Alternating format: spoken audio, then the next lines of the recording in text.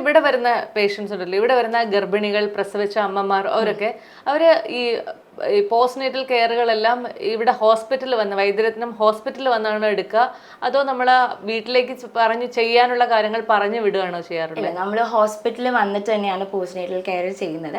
കാരണം എന്ന് വെച്ചാൽ നമ്മളൊരു 360 ഡിഗ്രി അവിടെ ഒരു കെയർ അവർക്ക് കൊടുക്കുന്നുണ്ട്. 24 hours നമുക്ക് അവർ മോണിറ്റർ ചെയ്യാൻ പറ്റും. ഇപ്പോൾ വീട്ടിൽ പോയി കഴിഞ്ഞാൽ തന്നെ ട്രീറ്റ്മെന്റ് കഴിഞ്ഞിട്ട് ചിലപ്പോൾ തിരിച്ചു വരുമ്പോൾ എന്തെങ്കിലും ഒരു മിസ്റ്റേക്ക് പറ്റിക്കഴിഞ്ഞാൽ അത് ഗുണത്തിനേക്കാൾ ഏറെ ദോഷം ചെയ്യും. അപ്പോൾ ഇതാവുമ്പോൾ ഫുൾ നമ്മുടെ സർവൈലൻസിൽ ഉണ്ടാവും. ഈ പോസ്റ്റ്നേറ്റൽ കെയർ ട്രീറ്റ്മെന്റുകൾ എടുത്തു കഴിയുമ്പോൾ, അല്ലെങ്കിൽ പോസ്റ്റ്നേറ്റൽ കെയർ പാക്കേജ് എടുത്തു കഴിയുമ്പോൾ നടുവേദന എന്ന് പറയുന്നത് പൂർണ്ണമായി മാറുമോ?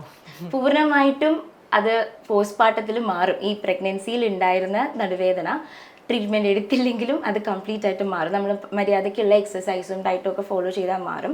ഞാൻ പറഞ്ഞ പോലെ ആയുർവേദ ട്രീറ്റ്മെൻറ്റ്സ് എടുത്തു കഴിഞ്ഞാൽ പിന്നീട് ലോങ് ടേമിൽ നമുക്കൊരു കുറേ ഇപ്പം 1-2 പ്രസവം കഴിഞ്ഞവർ, നോർമൽ ഡെലിവറി ഒക്കെ കഴിഞ്ഞവർക്കാണെന്നുണ്ടെങ്കിൽ വളരെ ലോങ് ടേം കഴിയുമ്പോഴത്തേക്ക് അവർക്ക് സ്വാഭാവികമായിട്ടും ഒരു ഓസ്റ്റിയോആർത്രൈറ്റിസ് ഒക്കെ വന്നൊരു നടുവേദനയൊക്കെ വരാറുണ്ട്. അത് നോർമൽ ആണെങ്കിലും സിസേറിയൻ ആണെങ്കിലും ഫീമെയിൽസിൽ കൂടുതൽ കാണാറുള്ളതാണ്.